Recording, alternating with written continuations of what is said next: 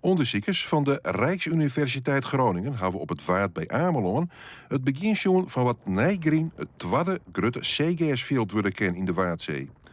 Het is een van de fjouwe plakken dat van mij dit experimenteren is met het plantje van zeegasziert. Het waaromkom van de plant in de Waardzee is wichtig om bijgelijks lietse visken een veilig plak te jaan om grut te worden.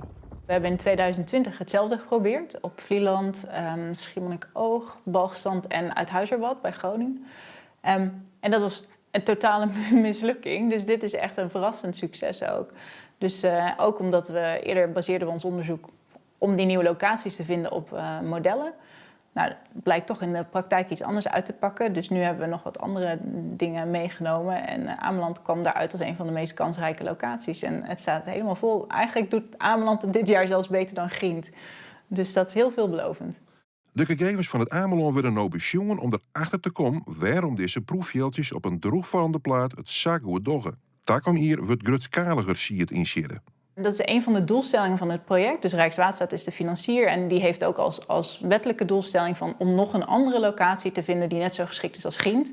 Nou ja, we weten natuurlijk niet hoe groot die geschikte locatie is van Ameland, maar dat is iets wat we dan volgend jaar gaan opvolgen en daar ook grootschaliger gaan zaaien.